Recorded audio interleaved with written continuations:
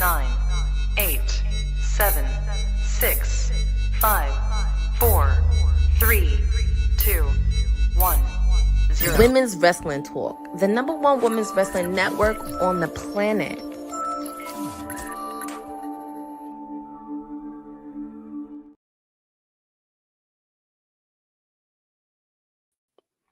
Well, TGIF, everybody. Happy Friday, happy Valentine's Day, happy Love Day, and welcome to WWT Live as part of Women's Wrestling Talk, the #1 women's wrestling network on the planet. I am your professor. They call me GB, Gerard Bonner, all of the things. We apologize for our tardiness, but we're here. And so we're here, and there's plenty to discuss. I mean, it is the Love Day, and if you love wrestling, we have a lot to talk about because there's a lot of wrestling happening this weekend, including tonight. And I am not alone. I've got the good Mayor with me. Mayor Sed is in the building. How are you, Mayor? It's a good Friday. I can't complain. I mean, we got some clear skies here in California. It was pretty bad with the rain yesterday. I know we're in the middle of a storm, but you know what? Hopefully the onset of a clear weekend out here. That would be awfully nice for sure if we had a clear weekend, certainly in Cali. Now, how I haven't had a chance to really talk to you with all of the wildfires and all the things that were going on out there. How in any way were you impacted? So I live about an hour, well, probably more than an hour away from that area. So I was good. Okay. Okay, I good. did have some family affected. I did post a GoFundMe from a show here maybe a few weeks back. Cousin did lose her home to the Eden fire. So wow. It did affect some people that I was close to. So thankfully now everything's 100% contained. And I think the worst thing we're dealing with now out here, it seems like there's been no normal months in California in a very long time. Yeah. I think it was just a few weeks ago we were dealing with the fires, but also very aggressive winds that affected me directly, the windstorm. And now we have, I guess, the effects of rain yesterday. Pretty bad rainstorm, but that's mostly LA County that's affected, and I'm outside of that county. Got you.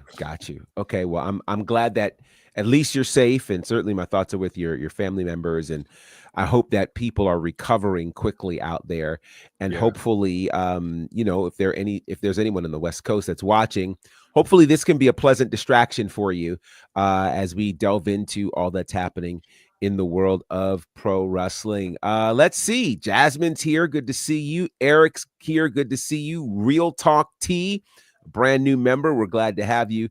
And welcome. So if indeed there are others that are out here, feel free to share. I know it's had a bit of a late start, but let the people know we are definitely in here. We're having great conversation. So we'll dive right in. We know SmackDown is still starting at 8 p.m. Eastern, but we're going to start this show off with, I think, probably the best news to drop in the last 48 hours. That is the news about Chris Bay. So for those, funny things. So for those who are unfamiliar, Chris Bay, a great wrestler in TNA, had been involved in a great pay-per-view. And the night after, they were doing a taping in Detroit. It was Chris Bay and Ace Austin against the Hardys, and a horrific accident took place there in the ring, and it caused Chris Bay to be paralyzed. TNA was very discreet about the details surrounding this, but all we knew, it was a terrible accident that happened to Chris Bay, and no one knew if Chris Bay would ever wrestle again or even walk again. It's been that serious. There's been a lot of There's been a lot of GoFundMes being done, a lot of dedications being done. And yesterday was Chris Bay's birthday. And Chris Bay posted for the first time since this accident. And his post was not quite like Aaliyah with a 4-page letter, but it was a 3-page letter. And it was accompanied by a video of him standing up and walking. It's the first time we've seen that. And in this letter he posted, he talked about really what the prognosis was for him. He talked about what it felt like, where he thought he was going to get up and perform a move, and then he could not get up. His body could not move. He talked about how he felt ashamed because he couldn't finish the match, which just shows you where wrestlers are thinking. He was thankful for all that TNA had done to help him, because he felt like had TNA not responded as quickly as he did, he might not be alive. He was told that there would be maybe a 15% chance of him to be able to walk again. He also talked about the fact that we've not heard from him because he was paralyzed in his hands and his fingers, and he could not respond. And so while he says he's not fully sure if he'll be able to wrestle again, he has been able to walk again for the last 3 weeks. Man, what were your thoughts on seeing this video and hearing all of this news from Chris Bey himself? Beautiful. Just beautiful to see that, like, from what we saw and how it looked on the outside looking in, it's just an amazing update. Like, the prayers just shows you that all the outreach shows you that God is real. That it's just amazing to see him taking steps. Like, just to see those steps, that was powerful to see. Yeah. And I'm pretty sure, like, while the journey is still long, just getting over that hurdle to be able to walk on your own, not use crutches, things like that, that has to feel so liberating for him. So it was just beautiful to see. Yeah, it was a beautiful moment, and in an often polarizing wrestling world, it was one of the few things that seemingly everybody was united on. Everybody was just excited, and many tears, many well wishes, many kind words for Chris Bey. And again, you know, it's even more significant when you understand the severity of what happened. He talked about how he had to have emergency surgery for his C6 and C7 to be fused so he could, you know, at least live, basically. And again, he spent 50 days in rehab, and the prognosis was not good for him. So major shout out to Chris Bey, to all of the doctors that were involved. And I think, or at least I hope, in the wrestling world, people won't put the cart before the horse. You know, I'm not looking for him to wrestle again, at least not an expectation at this point. I am glad that he is alive, that he is mobile. It was such a powerful visual to see him sit up and stand up from that chair and walk with no assistance. That was just absolutely remarkable. If you guys haven't seen it, check it out on all of his socials, Instagram and Twitter for sure. If anything, I hope there's contingencies in place with TNA, or even the partnership with the TKO group, that would make sure that he never has to work another day in his life. All Agreed. Things considered. I totally agree. I mean, that is one of the challenges about when you give your life and your body to this business. There should be things in place that for these kinds of accidents, that something can happen for him. And I mean, you know, if they have to find a reason to justify paying him, let him be an analyst, much like you're doing with Big E at this point, you know, where he can contribute his voice or his expertise to something. But certainly whatever this man needs, he should be able to get for all that he has given to TNA and to pro wrestling as a whole. So again, our thoughts and prayers continue to be with Chris Bey. So exciting, just, oh man, incredible to see. And this is great news. Again, hearing from wrestlers from all over the wrestling world made something like this extremely special. Shout out to others joining us in the chat. Eric, good to see you. Cousin Ron, always a pleasure. Jeffrey, good to see you as well. Benjamin, welcome aboard. I don't recall seeing you before, so good to see you. Boza, good to see you. Special Little Nobodies, always a pleasure. Junk Punch Hero, love that name. Yeah, you know, I will say this. It was definitely a serious injury. And, you know, I think sometimes people think that because we're seeing quick recovery, that it negates the severity of the injury. It does not. It really actually showcases two things. I think the incredible power of the human spirit of Chris Bey, and of course the power of God and his ability to allow miracles to happen to the best of us. So I'm really excited for Chris Bey and all that's happening for him. And, you know, we will certainly we've learned this. We have enough empirical evidence in the world of wrestling where you never say never.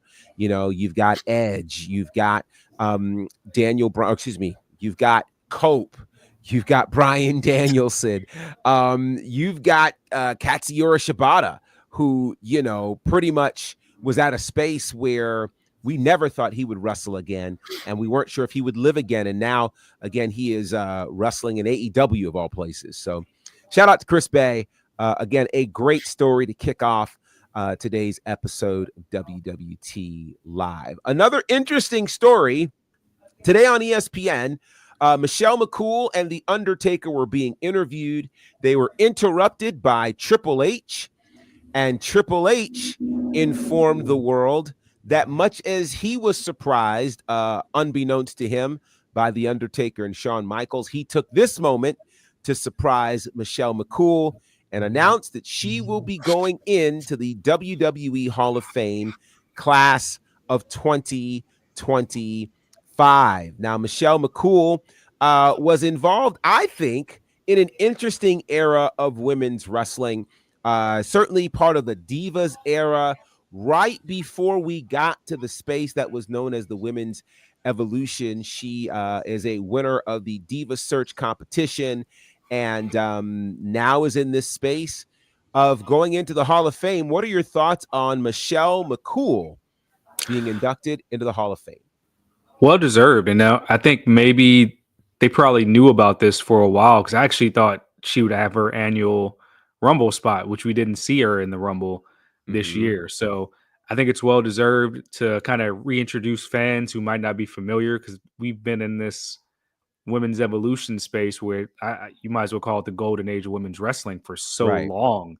People forget how good Michelle McCool was. So I hope this is the beginning of not just putting her in the Hall of Fame, but running back some of her catalog, showing more vignettes and different promo work, different matches, so you can show fans that Divas era had some gold there. A lot of it spearheaded by Michelle McCool. Yeah, you know, it's interesting because the Divas era was so polarizing.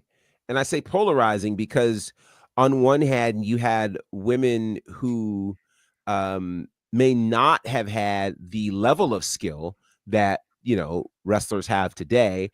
And then you had those who did, but were being held back by the way those in the back thought women's wrestling should be presented. So that's where, again, Michelle McCool sticks out, because she was kind of the best of both worlds. She picked up the wrestling portion well. She did enough to be recognized as a diva, but also to be recognized and taken seriously as a wrestler. So I think it is very interesting. And I don't know that Michelle McCool's name is necessarily mentioned enough when people talk about the women's wrestlers that are responsible for the change in direction and change in presentation of women's wrestling. So congratulations to Michelle McCool, former women's champion, who is now going to take her place in the Hall of Fame. And I actually really like this. Normally, at least in times past, in previous years, whoever the women's inductee was, it would take a little bit longer for us to find out who that would be. But to find out her after Triple H, I think is really significant. I think it's really telling. I like the way they did it too. Yes. That's the cool thing about, I guess, being in this TKO space and having more media outlets and sports outlets pick up the WWE. I think that was a really cool way to do it. Yeah. I agree with that. I think one of the things that WWE is really doing is they are finding non-traditional ways to make these announcements.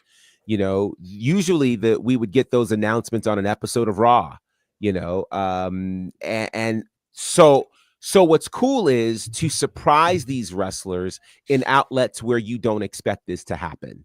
You know, you hit it on the head right there, because that's exactly what we see the NFL do. They take the camera crew, and then you show up at somebody's house, you have them knock on the door, and it's like, oh man, I didn't expect to see you today. And it's like, you give them the envelope, and it's like, you're part of the Gold Jacket Club. Like, there's all this like celebratory act of just, hey, we're welcoming you into this club. Mm-hmm. I think that's what we'll see for years to come now. I think they're trying to put their own spin on it. Yeah, and I think it's brilliant. I mean, again, the element of surprise is always where you get the most authentic reaction. We saw that earlier this week with the presentation of Ricky Starks on WWE television. Nobody saw it coming. So when it happened, people went, wow, to see it happen to Triple H at a board meeting, at a town hall meeting where he did not expect that at all. And he's usually in charge of that. So, when you go back and watch that video and see his facial expressions, like, why is Sean's music playing? And okay, what are y'all doing here? And y'all didn't tell me this on the run sheet, I hope we get like a very authentic one, like how we used to kind of look behind the curtain with WWE ride along for the people traveling by vehicles like state to state. Yes. And you just get somebody that's driving with their riding buddy, and maybe they go to a celebratory party of like, hey, you're in the Hall of Fame. Like, for somebody like R-Truth, that would be cool to do that too. Right. I think it's going to be very interesting to see how they will go about doing this, because now we can see they're being very creative. And I like that. And it can, on one hand, keep people on their toes. But how are you staying on your toes? Are you just running around thinking you should be in the Hall of Fame? So they didn't go there for that. So that's what makes this very, very interesting. And I like how they were able to pull it off. And Jeffrey, yeah, you're right. It does make you wonder how they're going to do it next. And I really like this. Eric says Bray needs to be next for the Hall of Fame. Well, just to be clear, Bray had already been suggested for the Hall of Fame, but the family wasn't ready for it. And so I respect that. And I hope we will respect that. And we will respect that whenever the family is ready for that, it will happen, and not a moment sooner. And so, yeah, that's important. Let's see. And now this is Triple H's second Hall of Fame class. I think he will put his own spin, not only on the class, but how we find out. I think he's already doing that. And that's exciting. Wonder who's going to be inducted next as a surprise? Well, we'll all have to wait and find out. And who knows when it will happen? I mean, we know WrestleMania is literally 2 months away, 2 months and a week or so. So, yeah, we've got a little bit of time. And I also don't know how large the class will be. But remember, if they are indeed doing the Hall of Fame as they have over the last couple of years, immediately after SmackDown, then they won't have too many people in that Hall of Fame class, because you don't want this to be too terrifically long. Remember, it is usually have like 5 people. Yeah, they've had 5 before. So they've had classes as large as 8. But then I know, last year, if my memory serves me correctly, it was like maybe 3 or 4 tops. So see, one person had to ruin it all for everybody with these long speeches.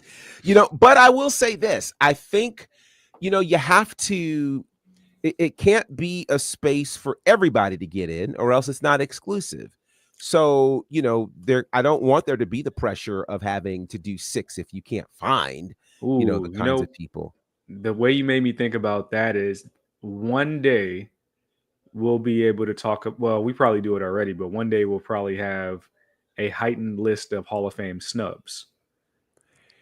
Yeah. Well, there's argument to be made for some now. I think there are people who are looking at names like Lex Luger, names like Sid Vicious, wondering why those names have not been considered as of yet.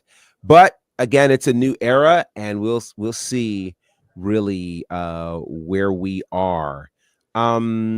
Let's see. Ronnie makes a comment. My opinion, Michelle McCool isn't Hall of Fame worthy. Now DEI would. Okay, I'm trying to decode this. I don't want to be like that, but I'd like for you to make your comment a little clearer. Would there be any Black Hall of Fame? I don't understand this comment. Now DEI, will there be any Black Hall of Famers, is I guess what they're trying to say. And I don't. DEI. Oh, that's such a bad word to be using, man.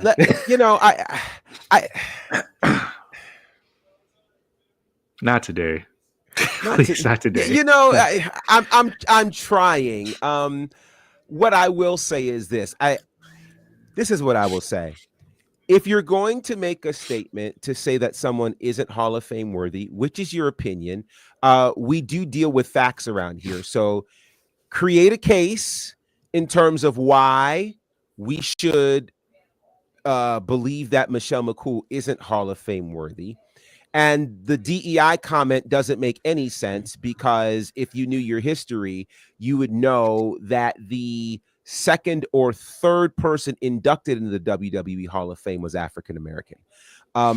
So yeah, this is I think what he was past trying to that. say, now that diversity, equity, inclusion is no longer, will there be any Well, black people inducted? But he just Well, worded here's the it bad. thing. I go back to the fact that 1994, 93 is Andre the Giant, the only inductee into the Hall of Fame that year. 94 is where we ended up with Bobo Brazil. And then 95, we had Ernie Ladd. This was way before a DEI kind of space. So I would hope that we would not be stuck in that kind of space to think that WWE would operate that way. Right. Ultimately, I would say this.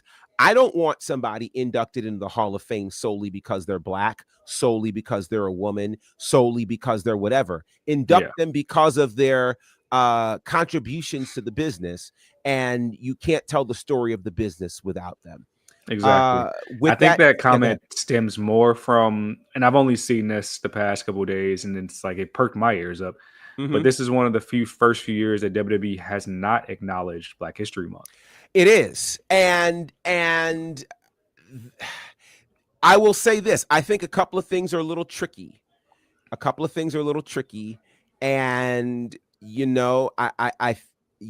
going to leave that there. Yeah, it's tough. It's tough because I mean, it is tough. Even you don't need the T-shirts and stuff like that, not the pandering, but I think what most people are looking for, that they search for, at least online, is probably at least just a social post. Sure. I think they did the vignettes for Dr. King, and to not follow it up like they do every other year. Well, but also you'll remember that the Dr. King things happened before there were executive orders. Ooh, you know what? Yeah. Think about it. It happened before there were executive orders. So, yeah. So that's interesting. I guess this is just the first wave, because we might see the same thing for Hispanic Heritage Month. And yeah, wow, I didn't think of it that way. I'm interested to see how all of this plays out. I would hope that it would not play out in a space of Hall of Fame, because Hall of Fame is not based on that. But it is not lost on me that we have not seen. It's not lost on me that we have not seen the posts that we would normally see, or the effort that we would normally see in this space. So I think this is one of those moments where you just watch very carefully and see how it's all going to play out. Courtney is with us. Courtney, how are you? Yeah, I'm doing good. Happy Valentine's Day. Happy Friday. Happy Valentine's Day. Happy Friday to you. All right, so let's push on. Josh Alexander, his final match with TNA aired last night. And now the question has been, where will he end up? There's been talks about a number of places, but the word on the street right now is that Josh Alexander is expected to sign with AEW. That is according to Sean Ross Sapp. He says that sources in AEW and close to Josh Alexander expect AEW to be his landing spot if he hasn't signed with them already. So, again, it's certainly not official, but I'm curious, and I'll start with you, Courtney. Where do you see Josh Alexander landing? Do you see him landing in AEW or somewhere else? I would not be shocked. I mean, it would be a good opportunity for him to be in AEW, but I would like for him to be in the Ring of Honor space, because that's something that I was very interested and curious on, because I know Jericho's the Ring of Honor champion, but it's like in the back of my mind, it would be nice for him to give a little oomph into the men's division of Ring of Honor, since technically they're kind of hand in hand with each other. So if he does Who's sign with hand in hand with each other? AEW and Ring of Honor, since they're under the same owner. That's what I meant. But I would not be shocked with Josh. I mean, AEW is a possibility, but I would not be shocked if he entered in the Ring of Honor space. Mayor, where do you see Josh Alexander landing? The AEW stuff doesn't surprise me. I was hoping more for New Japan or NXT. You know, he could have been the antithesis to the North Quarter Catch Crew. Like, there could have been so much good that could have happened presentation wise there for more traditional grappling wrestling. Of course, even with the partnership with Bloodsport now that they've been showing. But if it is AEW, I do see him. I think he'll have his AEW television run and then be prominently featured in Ring of Honor. And I just feel like that's, I don't want to say beneath, because we do see people kind of have to sink or swim with AEW television. But I hope they utilize him properly when he gets there, if that's a foregone conclusion. That is always the question. That's always the question. Where will he end up and how will he be used? You know, this is interesting. An interesting comment from Special Nobodies, who says, I like Josh, but I don't see superstar in him. And I think that ultimately becomes the question when we're looking at a WWE space, you know, understanding all that WWE looks for and understanding the platforms that WWE presents, be it NXT, be it SmackDown or Raw. You really have to be, especially to be added to what they're doing, you have to be somebody who moves the needle and can do more than just wrestle. And this is certainly not a knock to Josh Alexander. I see why some would say Ring of Honor because of kind of the pure wrestling technique that they bring to the table. My only concern with it being a Ring of Honor space is it will not put him on television. And I think that that's a major concern. To go from being a TNA World Champion to not being featured on TV certainly would be a step down. Now, the question is this, you know, AEW as of late seems to have found a groove, and they have certainly presented some of the newer talent in a great way. Looking at obviously what's happening with the Hurt Business, you know, granted, and I don't want any smoke. The Hurt Business is a bit of a different commodity than Josh Alexander. One could make an argument that if he lands in AEW or WWE, it will be his largest stage to date.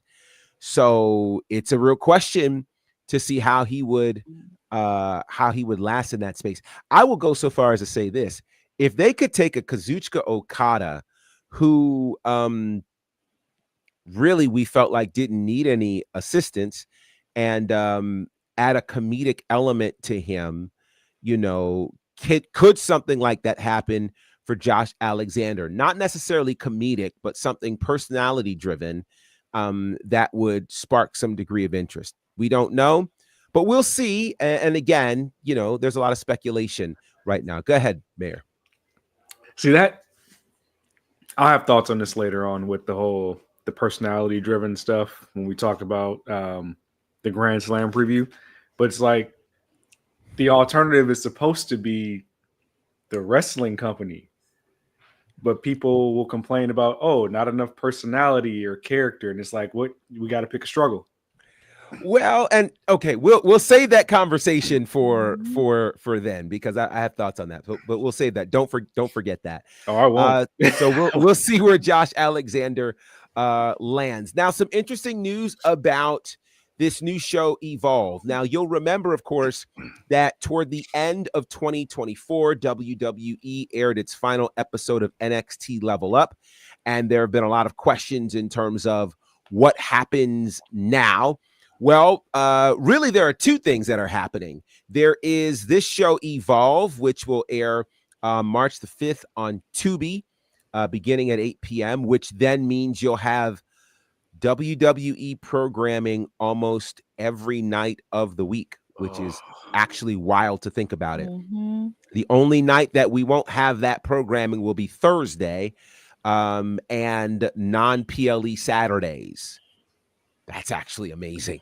But what has been announced is it is announced that there's going to be a championship on the WWE Evolve brand. So they've already had their first set of tapings, and those tapings were held inside of the Performance Center, or they will be held. The first set were held a couple of weeks ago, and the next set will be held next Friday, and it will be in front of invited guests. Apparently, the championship has already been created, and this Evolve situation is going to be a combination of developmental talents in WWE and independent wrestlers who are part of the WWE ID program. And ironically, a certain Gabe Sapolsky is in charge of WWE Evolve Creative. Now, for those who know their history, you know that Evolve was its own brand separate from WWE. They did have a connection to WWE and NXT, and some notable NXT stars like the Street Profits held tag team gold over in Evolve. Also, names like Austin Theory held the Evolve Championship for quite some time as well. And we saw a number of stars from Evolve make their way over to WWE. So there's been a long-standing connection between those two brands. What are your thoughts on a new championship being introduced into WWE, the Evolve Championship? We'll start with you, Courtney. This is actually a good opportunity. I actually really do like it, and I would love to see, well, probably when it premieres, I would love to see a photo of the belt. Just curious on how it looks design-wise, because I'm always a visual person. I always have to look at things from that perspective, but I'm very excited on this. Oh my God. Programming. So much programming for WWE, but this is a really good opportunity and a nice space. And also, I wouldn't mind watching this too, especially if you have Tubi. Well, the good news is Tubi is free, so you can just download the Tubi app and you can watch it that way. So that certainly makes it easy for everyone who wants to watch. What are your thoughts on this potential championship? Well, there's no potential. It is a championship over in Evolve. Normally, I'm anti like too many belts, but this seems like it'll be completely separate from the WWE sphere and space. Correct. So I think it's a good thing because it adds an accolade, kind of a feather in the cap for those superstars who are just trying to start their journey and go on. So I think having like being the first iteration of this iteration, like Evolve champion, that will add a sense of credibility when they finally move on to the main roster, move on to NXT. Yeah. You can reference that. And I think that's why they're doing it. So people who might not tune into the show religiously weekly, you say, hey, this person's a former Evolve champion. It automatically adds credibility to the performer. Yeah. So I think it's a good thing all around. So with that said, and with LFG, which is Legends and Future Greats, debuting this Sunday, can we now officially say that NXT is no longer a developmental brand? I've never viewed it as one, but they won't just rip the Band-Aid off and just make it their. I think it shows that with the Meta Girls not winning the titles, that they still kind of little brother NXT, and they need to just rip the Band-Aid off. Courtney? I never really saw it as a developmental brand. Since I started watching NXT recently, I really thought it was the third brand. And also, as Mayor said, soon enough, they kind of have to rip off the Band-Aid because the last couple of months as I started watching it, so much talent galore. We've seen a few of them be on the main roster, and also there will be more to come. So I never saw it as a developmental brand. You know, not for nothing. NXT has had better production. I'm just going to say it. I feel like they've had better production than Raw and SmackDown for a very long time.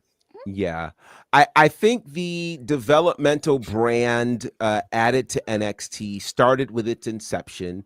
It changed as it moved to the black and gold brand.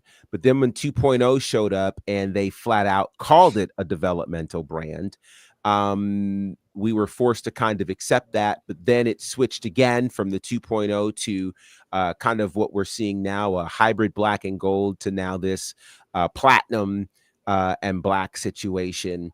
I think it's hard to call NXT a developmental brand when you have other shows that are working to get you to NXT.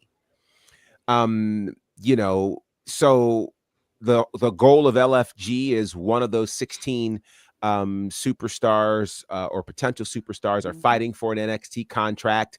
If you're looking at Evolve, which involves developmental talent and those who have been ID'd from the indies, they are also fighting for a spot on NXT. So I think, you know, for all of those who have been calling NXT a developmental brand, we can't do that anymore. For one, you wouldn't put your developmental brand as the only brand on network television, broadcast television. I don't think you do that. So there's that. And again, with the caliber of stars in NXT, you know, I don't know that people understand how many people have been sitting in the performance center for quite some time. You'll get probably a better understanding of that this weekend as you watch LFG and see how long some of them have been in the performance center and you have never seen them before inside of a ring. So this is interesting. A couple of questions. Ronnie has responded and he said, my bad for that horrible runoff sentence. I was in a rush. I was just on my pro black. Okay, I'm for that. That's what I thought he meant. I just think I couldn't tell, and so I wanted to whenever you write DEI anywhere nowadays and you write it in front of a black person, my antenna is gonna go up like, yo. Like. Yeah, immediately. Let's see. Eric says WWE needs a TV championship. Well, I don't know. Those mid-card championships are doing just what they need to do, I think. TV championship. That was last in WCW, right? Yeah. And it's in AEW, their TNT and TBS championships. Is Gabe Sapolsky involved with this new Evolve? He is. He is head of creative of this new Evolve. So that only makes sense. Let's see. I've always viewed it as a third brand. Yeah, I'm there too. There is a Samoan on the LFG show. Yeah, if you haven't had a chance, there is kind of a sneak peek of LFG that's on YouTube where you get to learn the 16 hopefuls who are a part of this show. Some very, very interesting personalities there. I'll tell you, one of them happens to be the son of a prominent boxing champion. See if you can fill in the blanks. Former running back too. Yes. Let's see. NXT is becoming more like a finishing school, for lack of a better term. So college is what we're calling it. I'm not mad at that. I'm still on the fence. I don't know if you'd put your college kids in the Royal Rumble. You know, but you know, we'll see. All right. So yeah, Evolve premieres March the 5th on Tubi. That, in case you did not know, is, you guessed it, a Wednesday night. Yeah. Directly apart and opposed from Courtney's beloved AEW Dynamite. So your wrestling calendar now looks like this. Sundays, you have Superstar Sundays on A&E. Monday, you've got Raw on Netflix. Tuesday, you've got NXT on the CW. Wednesday, starting March the 5th, you'll have AEW Dynamite and you'll have Evolve on Tubi. Thursdays, you'll have TNA and Ring of Honor. Fridays, you'll have SmackDown. Saturday, you'll have Collision. And of course, a sprinkled in WWE PLE. It's going to be a fun time for sure. Too much wrestling. No. I remember when there was only one wrestling show a week, so never too much. Now then, I said it was a very, very busy weekend, and that busy weekend actually starts right now, because right now is the 74th annual NBA All-Star Weekend. And it kicks off with the All-Star Celebrity Game. And representing all of pro wrestling is the hugger. Well, she's not the hugger anymore. She's your role model, Bayley. Mm-hmm. Bayley is on the team coached by Jerry Rice and KB Lame. If I said that name wrong, forgive me. That team's going to be interesting. You've got a little hodgepodge there. You've got comedian Drewski on there. You've got country music star Shabuzi on there. Also, you've got a basketball trainer named Chris Brickley. Walker Hayes is on there. Oliver Stark, NBA champion Matt Barnes, WNBA champion Kayla Thornton, Olympic silver medalist Shelby McEwen, AP Dillon, and then Hall of Fame wide receiver Terrell Owens are all on that team coached by Jerry Rice and KB Lame. And they will be taking on a team coached by, of all people, Barry Bonds and 2 Chainz. Remember, it's the All-Star Celebrity Game, right? And on that team, you've got Kai Cenat, who, of course, is a very popular streamer, Noah Khan, who is a musician, actor, Pablo Schreiber, Masai Russell, who's an Olympic gold medalist, actor Dylan Wang, former NBA star Baron Davis, WNBA All-Star Alicia Gray. Then you've got actor Danny Ramirez, country music star Mickey Guyton. That should be fun. Tucker Halpern and Rome Flynn. Those will be your players for the All-Star Game. It's happening in the Bay. So if you're wondering why Barry Bonds and Jerry Rice are there, obviously they are 2 significant figures in the sports world from the Bay. So they are coaching the celebrity teams. Should be a fun night. And that's actually airing now on ESPN. Any thoughts about Bayley and how she could do in this celebrity basketball game, Courtney? I think she's going to be great for this one because she's from the Bay. She knows the area very well. And also, I want to see her dribble on the basketball court, just seeing if she has some skills. You want to see her dribble? Yeah, I want to see her. I want to see how she does on the basketball court. Have a little bit of basketball. I just want to see how she does. You want to see her dribble? Yes. Okay. I was certainly thinking you want to see how she was shooting, and yes, she could play, but you want to see her dribble. Said, how do you think Bayley's going to do in this environment? You know what? Usually, all those names, but I think out of the few Bayley's the actual hometown girl. So I think the coaches will do everything in their efforts to try to feed her the rock, see if they can try to get her to get MVP. But there are professional basketball players. I heard Baron Davis' name, very popular time with Golden State Warriors on the other team. But I will say, you know what? I'm gonna not hedge the bet. I say Bayley scores in the double digits. Okay. I'll say double digits. Okay. That should be fun. This makes for an extremely busy week for Bayley. I mean, Bayley, of course, was on Monday Night Raw qualifying for the Elimination Chamber. She then went cross-country to NXT on Tuesday and lost in that match. Now she's back on the West Coast tonight. And then tomorrow we'll fly back to Washington, D.C. for her shot at the NXT Women's Championship. What a week. That schedule is nuts. That's crazy. Nuts, man. That's a wild scale. Crazy schedule. Double coasts twice in a week. That's insane. That's insane. So let's talk about Baron Corbin very quickly, or the artist formerly known as Baron Corbin. Baron Corbin was recently on an episode of Busted Open, now known as Bishop Dyer. And he was talking about WWE's decision to part ways with him. And he said Randy Orton spoke up because Randy Orton was like, I got to call Triple H. You know, you've been a company guy, all of these things. It doesn't really make sense. But Mr. Corbin, or Mr. Dyer, says that he believes that there is one person that made this decision or influenced the decision. And that's what put him in the position he's in now. He said, I'm not going to let one person control my destiny. Karma will come back on whoever that person is. I'm not putting their name out because I don't need that negative energy. I don't necessarily want to speculate, but who on earth could Baron Corbin be talking about that could have been the person who influenced, in his mind, the decision for him to be released? Courtney.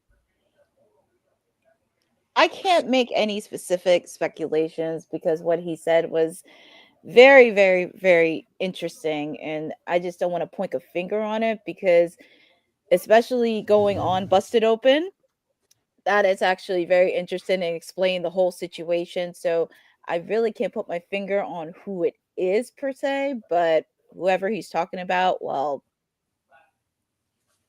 guess the carve is going to go on to whoever. All right. Any ideas on who that could be said, or maybe even why he felt the need to say this in such a public forum? Absolutely. Why would you do that, Natalia?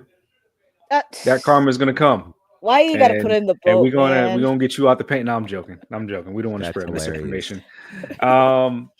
You know, it has to be somebody with a little bit of pull backstage, probably of a similar ilk, another vet, or honestly, it doesn't have to even be a performer. Now that I think about it, it could be one of the producers that could have maybe looked at the way like, hey, we don't have much for him, especially post Wolf Dogs, things like that. But him speaking his truth, knowing that he's been with the company for so long and he went back to NXT to help elevate the men's division and some of those stars that are next up. I mean, I remember there was a time where Corbin had his Rumble spot, and I think did he eliminate Brock? I forget who he eliminated. He eliminated a big name, like his first Rumble.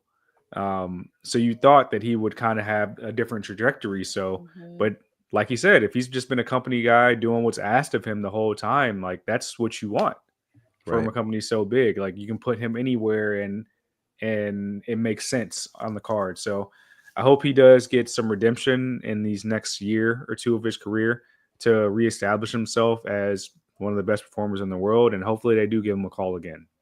It would certainly be nice. We certainly wish Bishop Dyer, aka or FKA, Baron Corbin well.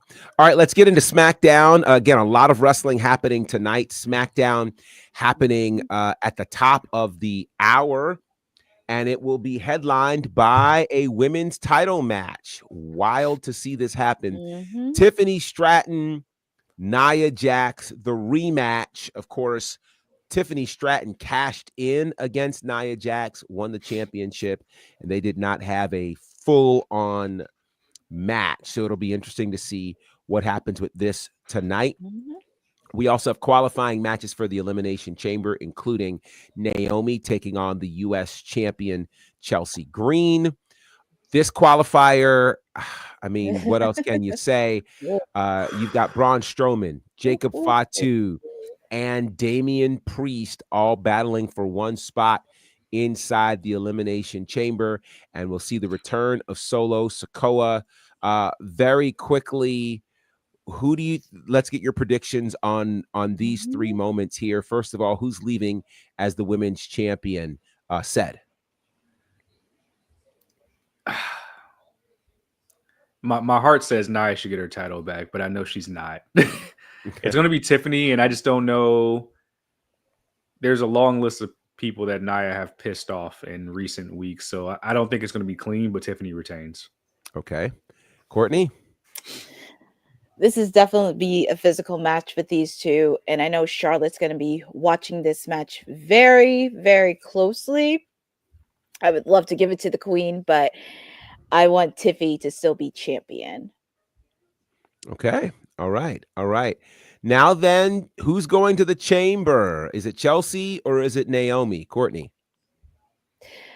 As much as I would love for Naomi to win, I'm going with Chelsea Green tonight.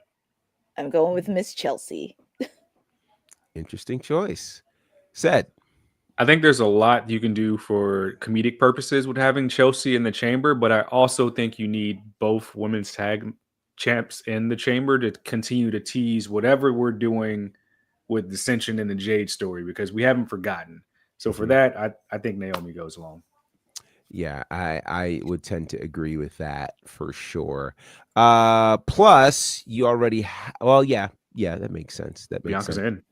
Bianca's in there, and the Intercontinental Champion lost, so will be interesting to see.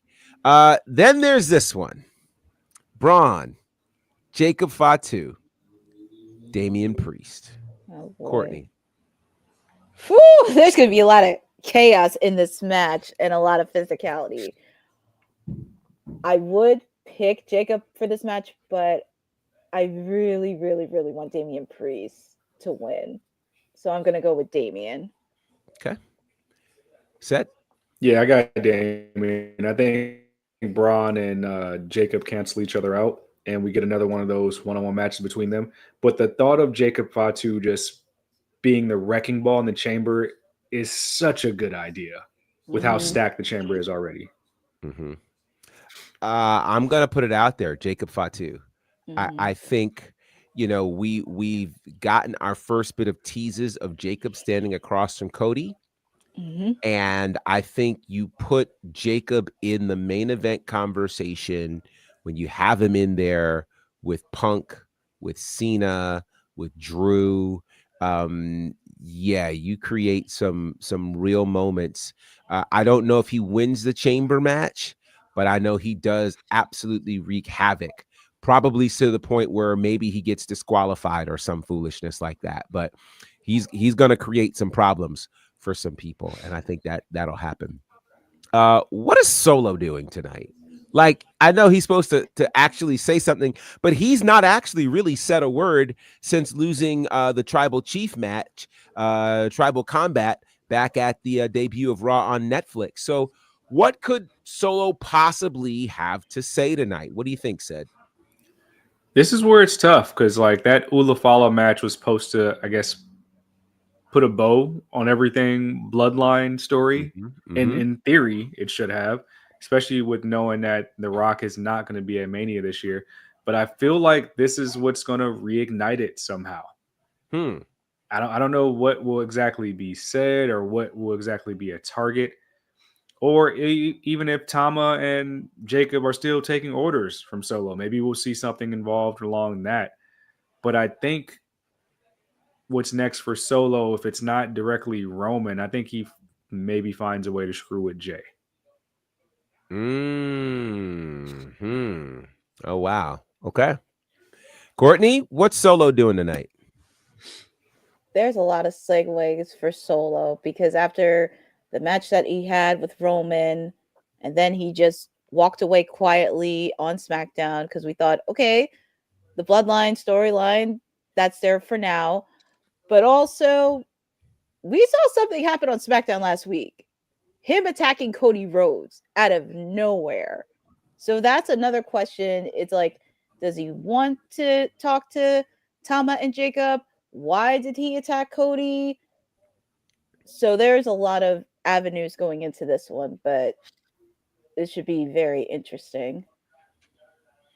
It will be quite interesting. We'll see what happens, for sure. All right, that leads us, of course, into Vengeance Day tomorrow night from NXT. And again, there's a lot of wrestling happening over these next 48 hours. So up next would be Vengeance Day. We'll start with the NXT Women's title match, which is now a fatal four-way. Julia versus Roxanne versus Cora Jade versus Bayley, who, again, remember, many of them are probably in DC right now, except for Bayley, who is playing in the All-Star game, and will then have to hop on a plane afterwards and head to Washington, DC. Is there any way that Bayley walks out of here as champion, given all that she's done this week? Courtney, who leaves as NXT Women's Champion? I'm picking Julia to retain the NXT Women's Championship. Okay. Set. Julia retains, and Cora is here to eat the pin. Okay. Okay. I do think it's too early for Julia to lose the championship. But I definitely think we're going to see some dissension with Cora and Roxanne. Bailey is in the chamber. Roxanne could qualify for the chamber Monday night. I don't think she'll qualify as NXT champion. So yeah, I'll go with Julia on this one. Let's see. The North American Championship up for grabs. Fallon Henley, Stephanie Vacour. Courtney. Ooh, this is very tough to call. So tough to call. But I would love for Stephanie to be the new champion. But for some odd reason, I see Fallon Henley retaining the title. So I'm picking Fallon. Okay. Said. Has Fallon been champion for at least 90 days? I believe so. I'm trying to remember exactly when she won that title. Was it Halloween Havoc? I'll go find out. Yeah, it was quickly. Halloween. I think it was Halloween Havoc. Jeez, man. I think it was. I feel like Fallon just got stamped by Mickie James, but I know we have to do something with Stephanie soon, especially since Julie is a champ. And this is like her first like one-on-one, like outside of like Fatal Influence. Yeah. This Stephanie gets her moment. It was at Halloween Havoc. That is correct. Yep. So, all right. Let's see. We've got. We seem to all be kind of in the same space right now. Everybody's picking Stephanie Vacour to walk away as champion. Special. Nobody says Fallon seems like the definition of transitional champ. But it hasn't been transitional. No, it hasn't. I think she's done some she's gotten several wins. What did Kalani? Kalani had the title for a summer and a little bit of change after that. This is about the same timeline. Yeah. She had it for that season. Let's see.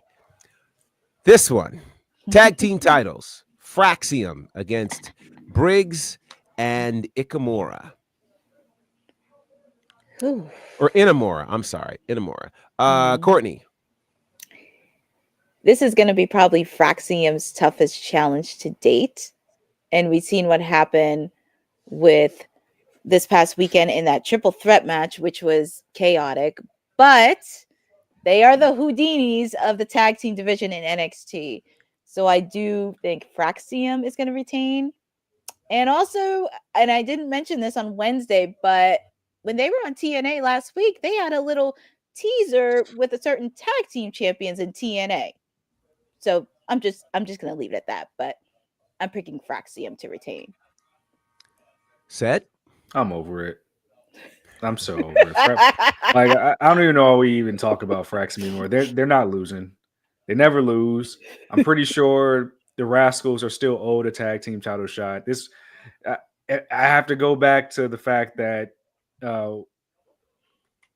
MSK didn't win the titles when they should have, and now we're in this timeline where Fraxium is invincible. They're invincible. Like I don't get it. It's going to take a team to come down to beat Fraxium, and I don't know who that team is on the main roster. Interesting. The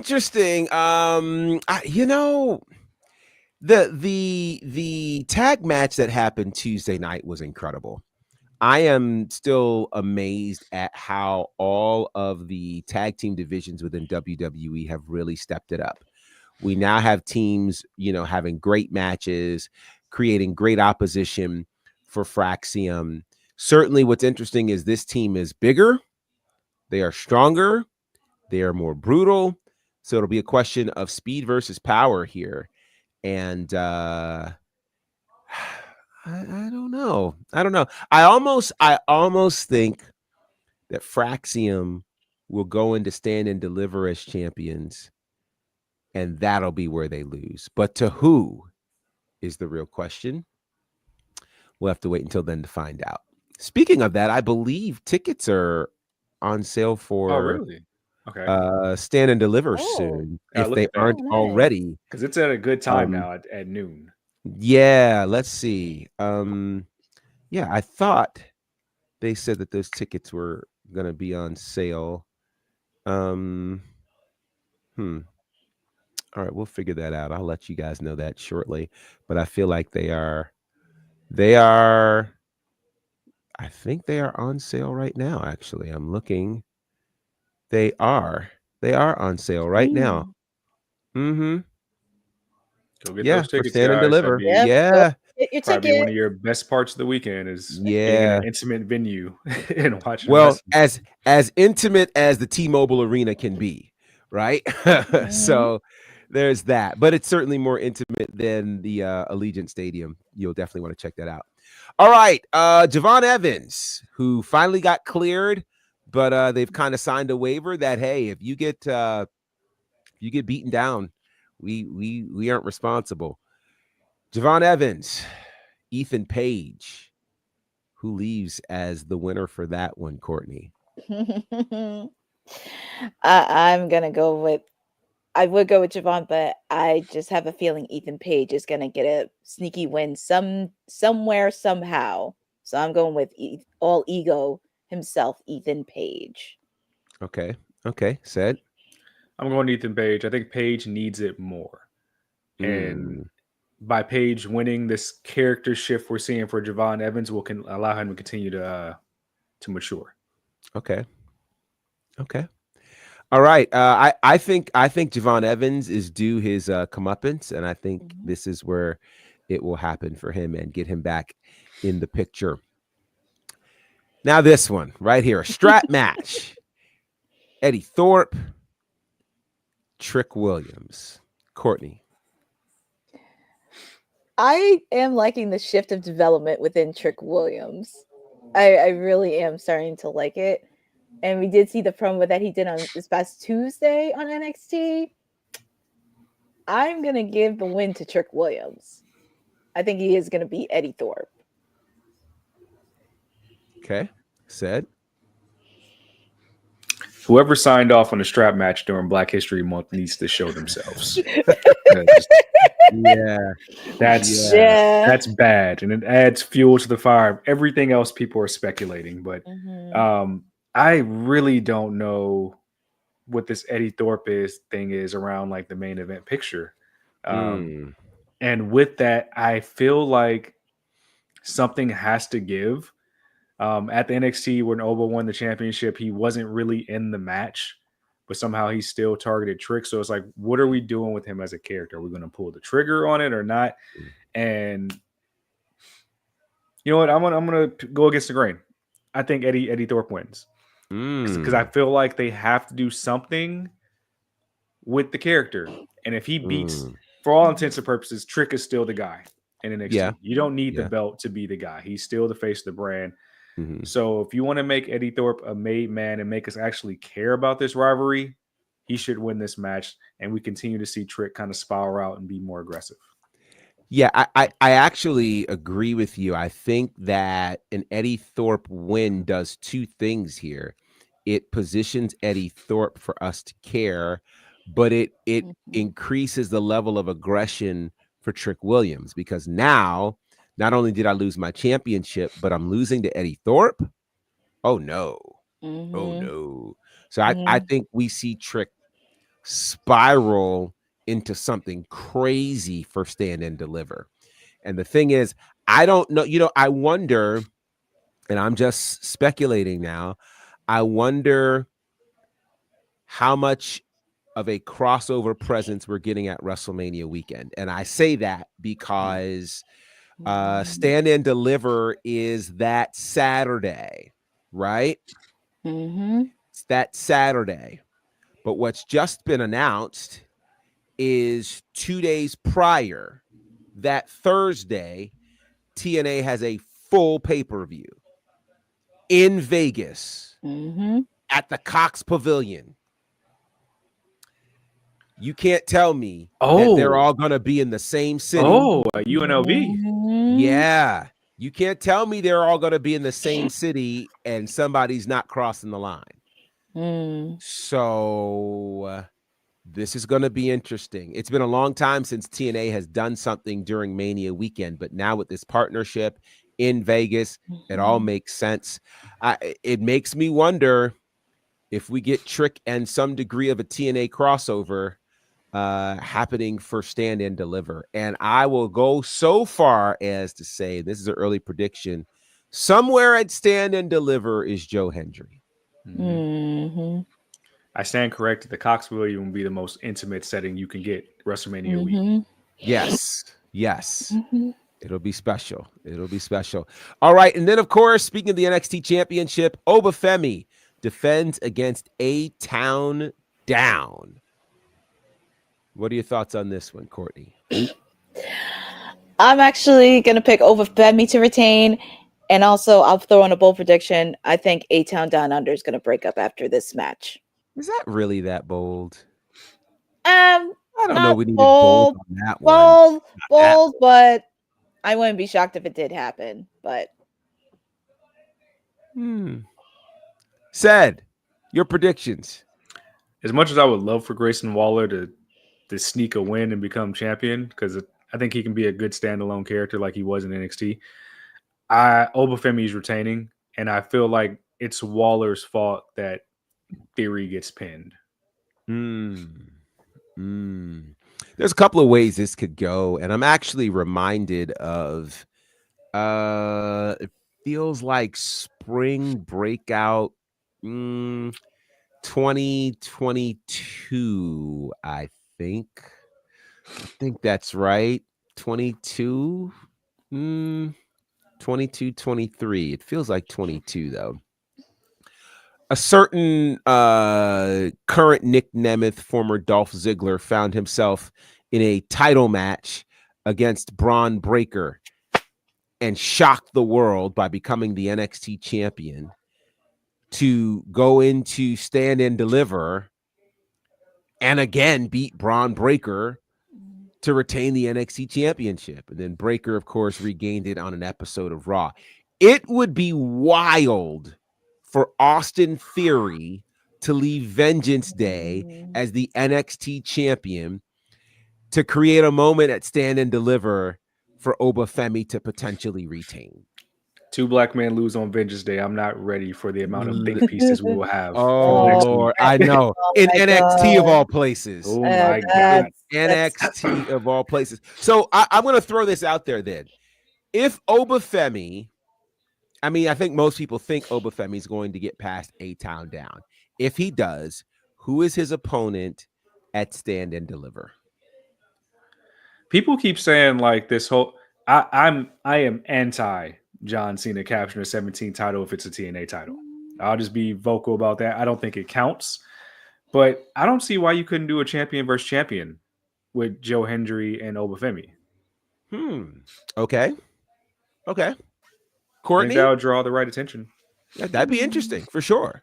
That'd be very interesting. For me, I'm trying to think who would be a good one. I mean, champions versus champions is the way to go, but another person on TNA that I would probably see challenge Oba for the title, Nick Nemeth. Okay. He's a former NXT champion. Okay. I think there are two potential options for Stand and Deliver. If we're going the crossover route, it's WrestleMania weekend. Give us the match we've wanted, Oba and Moose. If we don't go the crossover route, it's Mania weekend. Stand and Deliver. If Oba's going to retain, he's got to defend against Ricky Starks. Woo! That is a Stand and Deliver. Yeah. Stand and Deliver. And honestly, crown Ricky Starks, send Oba to Raw or SmackDown. Oba doesn't need a long reign in NXT. I think his reign needs to be long enough to infuse, some life into the men's division. You could make the argument that if we have enough crossover, we could be all right. If we're signing free agents, we also have the ID program. We've got enough things where we can funnel some men in here so that Oba can make the move if necessary. But if this is going to be the biggest WrestleMania of all time, then it needs to be the biggest stand and deliver of all time. And it can't be the Don, right? No. Sorry. We had the Don at a stand and deliver before for the NXT championship. Like, we can't do that.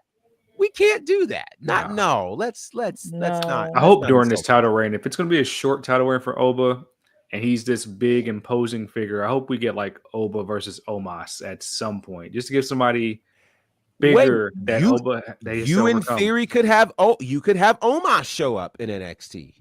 That's not an impossibility. You just finished this Japanese tour. I know we haven't even seen what he's learned yet in the States. Right. So that wouldn't be a bad place to do it. So lots of options for Vengeance Day. Again, that's happening 6 p.m. Eastern tomorrow. So make sure you check that out. Remember, these earlier PLE times for WWE, we're telling you that so that you don't tune in late and, be upset that you missed it. 6 p.m. Eastern, 3 p.m. Pacific tomorrow for Vengeance Day. Now then, after that, at some point, and I don't know when Global Wars for Ring of Honor will air. It might air on the Ring of Honor platform, but this is happening tomorrow. We'll see Athena defending the Women's World Championship against Alex Windsor. We'll see the Pure Championship up for grabs as Lee Moriarty defends against Robbie Eagles. We'll see the Tag Team Championships up for grabs as the Sons of Texas, Dustin Rhodes and Sammy Guevara, take on the MXM Collection. And in trios action, it'll be the world champion, Chris Jericho, along with Big Bill and Brian Keith. They are the Learning Tree, taking on Bandito and the Outrunners. Any predictions coming out of this Ring of Honor card that features 3 championship matches? Courtney. I think there's going to be new tag team champions for Global Wars of a Ring of Honor. And also, I do see Bandito and the Outrunners winning, but I do see Bandito pinning Chris Jericho in the match. Okay. How about you, Ced? You know what? I can see new tag team champions with M&M Collection capturing gold, especially on the heels of the match with Dustin just having against MJF earlier this week. Okay. I don't really see any other championships changing hands. Athena's not losing that world title. And I don't think Moriarty is losing his Pure Championship either. No. I think Jericho and company will actually find a way to win. I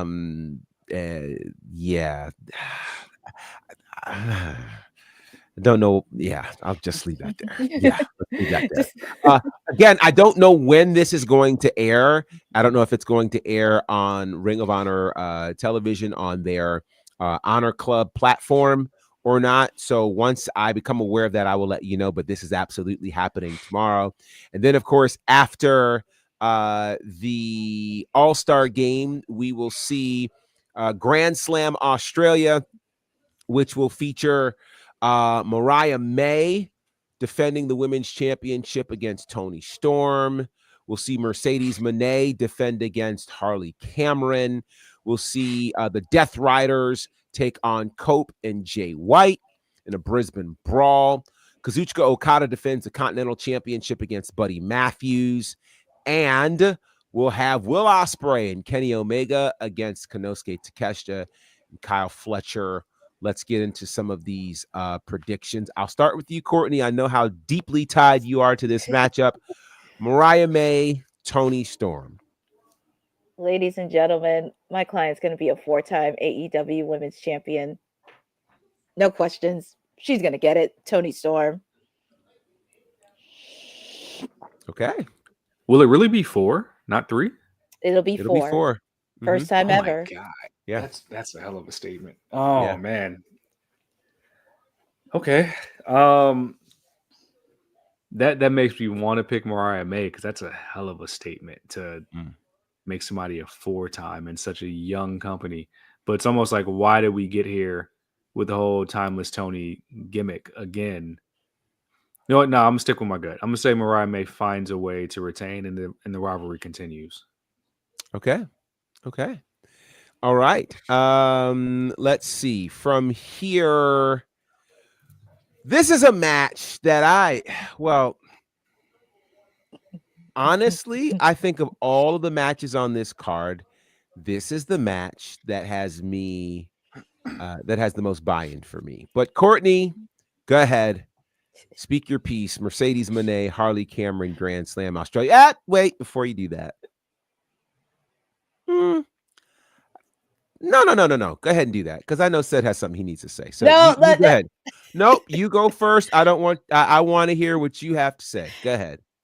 I've said this on my watch along the last couple weeks, and I made a bold prediction that Harley Cameron could be the new TBS champion in Australia.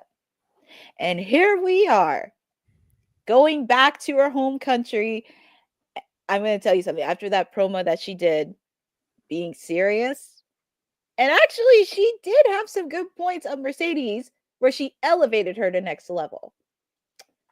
And I'm going to say we're going to have a new TBS champion. I'm picking Harley Cameron. Okay. Said. The discourse around this match has angered me so much. Because we do this thing with Mercedes where she's the only horsewoman we say isn't deserving of her success and everything that she's gained on her own merit. And this is her first real title reign. Really, it's her first real title reign that's extended over 200 days, but we're so quick to want to take it away from her when she's put on so many match of the year candidates in the past year. She got hurt the first year, so we didn't really get it, but she's put on such great matches. And Harley has benefited just by being in this orbit, because we wouldn't be talking about her outside of this, but because she's entertaining and we get a couple of laughs, she deserves a title now just because she's a ventriloquist. What has she won? What does she want? It's entertaining. It's funny. But then what? When she gets the belt, then what? How does she help elevate the rest of the women's division like Mercedes has? The answer is she doesn't. So why would we even entertain that? Just because we got a couple of laughs out of it and a couple of good vignettes and promos. That's crazy. She's benefited so much just by being able to attach herself to Monet and make fun of her because of Mercedes being a great antagonist, because you're tired of seeing it already. But this is her first real title reign that's actually had some depth and length to it. So I don't know. I don't know why everybody's saying she should drop the title to Harley of all people. This will be the equivalent of like Maxine Dupree beating Charlotte for a title. And I don't think anybody would ever utter that in seriousness. So good. You get a title match. You've boosted your profile and your fame just by being attached to Mercedes. The same thing that happened with Joe Hendry and Top Dollar. Boosted the profile instantly because we dislike this performer so much, but we're not going to ignore that this performer is actually talented. So no, I don't think it'll be a squash, but I think Mercedes outclasses her. You might have a close fall there for the Australian crowd, but hell no, she is not beating Mercedes Moné for the TBS title. No. That would be a disservice to women's wrestling. It would be a disservice to the AEW women's division. Disservice. Wow. So, okay. So here's my counterpoint to that. For one, I do think, for Mercedes to say that she's going to come in and uplift the women's division, then there are supposed to be some people who become better because they've been in her orbit. There are already people who have become better. I mean, Chris Statlander has had probably the best set of matches we've seen from her in those matches with Mercedes Moné. Everybody has had to kind of really step it up when they're battling Mercedes Moné. The Harley Cameron conversation, I don't think is as much about the need for Mercedes to lose as much as it is the need for Harley to win. And here's why. What AEW has traditionally done has been missed the moment. We can go through countless names of moments that were missed when the trigger should have been pulled. We can start as recent as Swerve Strickland, who won the championship in April of last year, but likely should have won it in December of the prior year. He had been already super hot. By the time they got to the world title match that he gave him during Revolution, where Sting retired, he should have certainly had it by then. They didn't pull that trigger. Go back before that to everybody talking about the Acclaimed, when the Acclaimed was so hot, and they said that the Acclaimed should have won at All Out or All In, whichever one it is, in Chicago, All Out. And they didn't pull the trigger on that. They pulled it a couple of weeks later after everybody kind of had a bit of a fit about it. AEW has historically not struck while the iron is hot. And that has proven to be ultimately problematic. The thing about wrestling, which is wild, is you have to hit the moment at the right time. I maintain that, you look, and this isn't just an AEW thing. I maintain that LA Knight won the US title too late. Had he won that title earlier, we probably would have cared more about that run. But by the time he won it, it was we were so tired of him not winning it that we just resolved ourselves to he's not going to win it. Let's move forward. Let's move to another space. It's why they have to get things right at WrestleMania with Jey Uso. Jey Uso can't leave WrestleMania without the World Championship. He cannot. Taking us back to Harley Cameron and Mercedes Moné. Harley Cameron is the story we all love. She is the wrestler who wasn't supposed to be here. As she chronicled, she didn't even know what she was doing a year ago. She's put in the hard work. And whether you call this a pro wrestling company or not, the entertainment factor in every single sport is why we love who we love in these sports. Okay? You could make an argument that at one point the Dallas Mavericks were the best team in the NBA. But nobody talked about the Dallas Mavericks because they didn't have the pizzazz.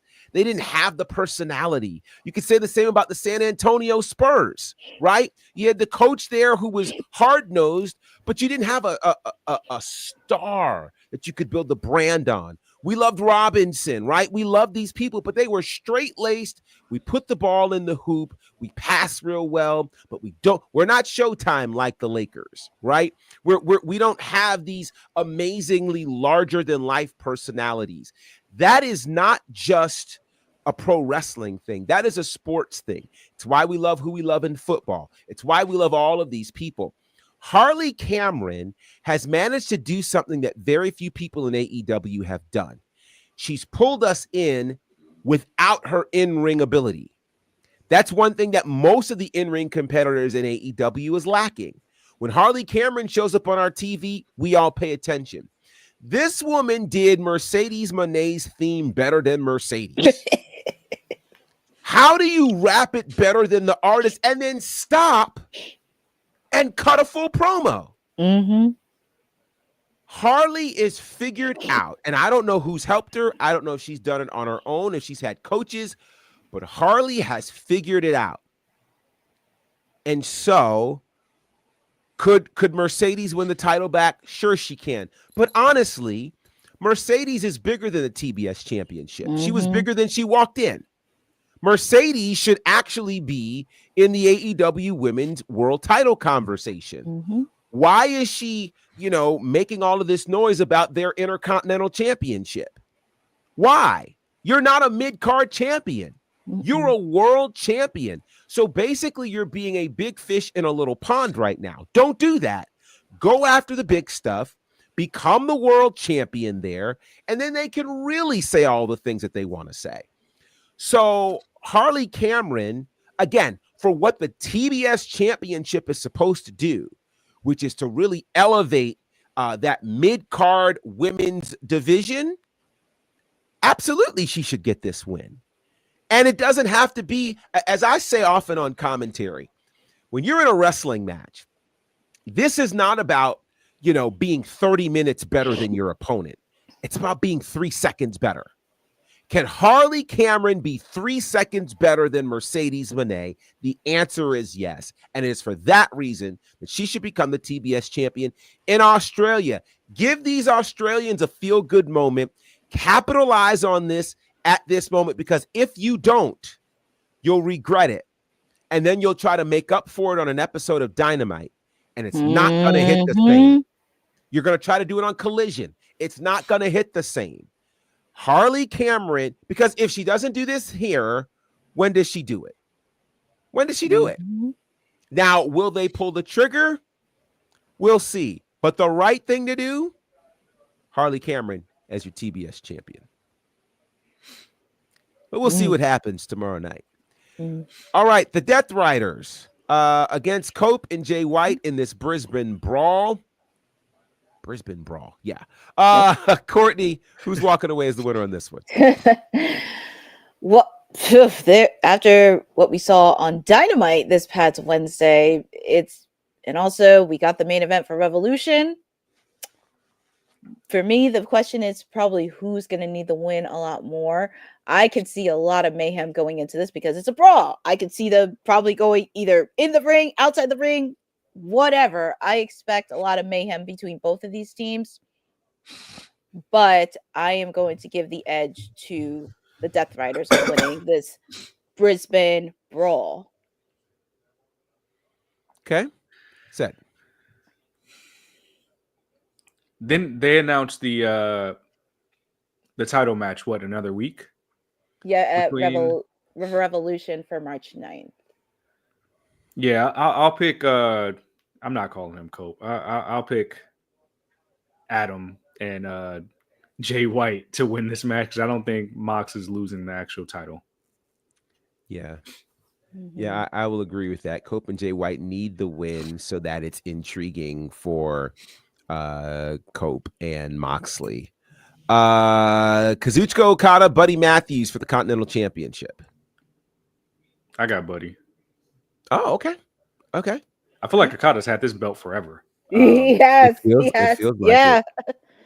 Feels like it's forever. It's been since April. Yep. Yeah, and hasn't Buddy kind of had to pull his teeth just to even get the title match? So if I'm being honest, this is to appease the Aussie crowd. You put the belt on Buddy Matthews, who is Australian. I remember he got his I think the cruiserweight title in Australia when he was in WWE. I think this is the title that changes hands to appease the Australian crowd here. Buddy Matthews. Oh, okay. So you think this is the title change? Okay, got you. Courtney? I would like for Buddy Matthews to be champion since he is from Australia. And the reason I say that is because we've seen Okada and Kenny Omega stare at each other. If they really want to make that match and go all, no pun intended, all out at All In Texas, Okada needs to drop the belt. If they really want Kenny and Okada to be one of the marquee matches going into July, have Okada drop the belt. And I'm going to pick Buddy Matthews to be the new Continental Champion. Interesting. I think Okada retains, and I think Okada Omega with the belt is more entertaining than without. And speaking of Omega, Kenny Omega, Will Ospreay, Konosuke Takeshita, Kyle Fletcher. Courtney. This is going to be a very interesting tag team match between all four of these stars. This is one of the first few times we see Ospreay and Omega team up together against foes that are not too against familiar foes. But if they really want to please the Australian crowd, I am definitely going to go with Takeshita and Fletcher, since Fletcher is from Australia. And also, Kyle Fletcher has been improving a lot the last couple of months. I know a lot of people pick Ospreay and Omega, but it would be nice to get Kyle Fletcher a win in his home country. So I'm picking Fletcher and Takeshita to win. Said. I'm taking Omega and Ospreay because the tough thing about that is, and while I agree that you want to appease the Australian audience, I cannot see Ospreay or Omega taking a pin. That's where it makes it tough for me. Like if you're saying like the disqualification happened, things like that, I can see something like that happening. But if we're just going straight across the board, no fantasy booking, then I'll take Ospreay and Omega. Yeah, I think we have to consider, because this is being aired worldwide, they can't do everything to please the Australian crowd. So everybody from Australia can't win. I think the fact that so many from Australia are on the card is obvious to be able to get the people to show up and see their hometown heroes. With that said, in no universe does it make sense for Kyle Fletcher and Konosuke Takeshita to beat Will Ospreay and Kenny Omega. Not with Omega and Ospreay teaming up for the first time ever. And it's Omega's first, full match back. Like, this is a dream tag team match. It's going to have great moments for sure. But Ospreay and Omega get the win. And again, this will air and stream on Max and TNT immediately following the All-Star Game. So that's a lot of wrestling for you guys. But then stick around because Sunday, we've got Legends and Future Greats on A&E beginning 8 p.m. Eastern, where you've got 16 hopefuls who are competing for an NXT contract with 4 coaches, which include Booker T, The Undertaker, Bubba Ray Dudley, and Mickey James. So this ought to be great. It almost feels like The Voice of sorts, except for pro wrestling, which I think is going to be great. And some of the clips that I've seen already look really, really good. So I'm excited to see what this is going to look like. We've never seen anything quite like this with the hands-on nature that we understand that they will have with these legends. And again, they are going to actually compete in matches in front of an audience. And so that's different, of course, than what we would see with Tough Enough and the like. So again, big weekend for all of pro wrestling, which is already starting right now. I understand Bailey is already on the court for the NBA All-Star Game, which is awfully cool. And then, oh wow, I didn't realize what time it was. Scoring game. In 3 minutes, we get to SmackDown. So my apologies, but we had like 4 previews here. So it was a big weekend for sure. And I'm sorry, the All-Star Game is on ESPN, guys. I meant to tell you that. I apologize. It is on ESPN, and so you can check that out. And if you have Fubo, it's on Fubo as well. All right. So how can the people find you, Courtney? They can always find me here on WWT Live every Monday, Wednesday, and Friday. Tomorrow, I will be doing a special watch along of Grand Slam Australia. So you do not want to miss it. It's going to be very, very fun. And watch me on the reaction and the play-by-play. You can also follow me on Twitter and Instagram on @CourtneyNJ11 with all the content. You can also make sure to follow both Bell to Bell and ISPW Wrestling, as I am going to be doing a lot of stuff with them in the coming months.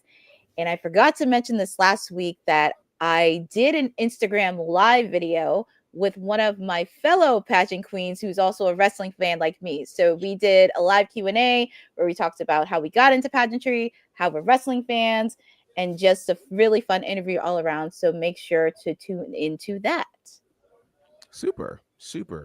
Mayor. You can find me on Twitter at says on the gram. It says the answer. Maybe we can do a NXT watch along or a post show. I'll wake up my tag team partner for that. Check out some of his work. I know he just dropped I believe a Anscape Valentine's Day sneaker cop article at _ Della. He has it posted there. Of course, follow all of our lovely creators here. I believe the Kayfabe podcast will be tomorrow. We have a bunch of watch-alongs. I don't believe there will be a watch-along tonight, so we'll be back for the Monday Nightmare on Monday. And I will add that if Harley Cameron defeats Mercedes Moné, then Maxine Dupree will powerbomb Nia Jax this year. Hilarious. You guys, of course, can find me at Bonnerfied. Lots of great things are happening. Ashe Wrestling TV every Thursday night on the Ashe Wrestling YouTube channel. We've got some great things happening for All Caribbean Wrestling. We are wow, I can't believe I'm saying this. 2 weeks from tomorrow, the premiere of Saturday Night Vibe for All Caribbean Wrestling on Tempo Networks. And then you can also check that out on the mobile app for All Caribbean Wrestling, which is available for Apple, Android, and Roku. So you can download that app right now. You can subscribe there and check out the entire catalog of All Caribbean Wrestling. And you can watch pay-per-views as they happen live. We've got a big one coming up on March the 16th as All Caribbean Wrestling is headed to Santo Domingo, Dominican Republic. It's going to be a lot of fun for all the cool things that are happening there. Again, all cool things happening at Women's Wrestling Talk. WW Talk Pod is where you can find us on the socials and the website, www.talkpod.com. Shout out to all of you who are joining us. I know it's time to check out SmackDown, so we're going to let you go for that. But we appreciate you guys rocking with us. Thank you all for hanging out with us. And stick around. Of course, we've got post shows, we've got watch alongs, we've got all of the things as part of Women's Wrestling Talk, the #1 women's wrestling network on the planet. Thanks for joining WWT. Don't forget to like us on all social media platforms at WW Talk Pod. Like and subscribe on all video and audio platforms, like yesterday, my G. And check out our website at www.talkpod.com. Thanks for watching Women's Wrestling Talk, the #1 women's wrestling network on the planet.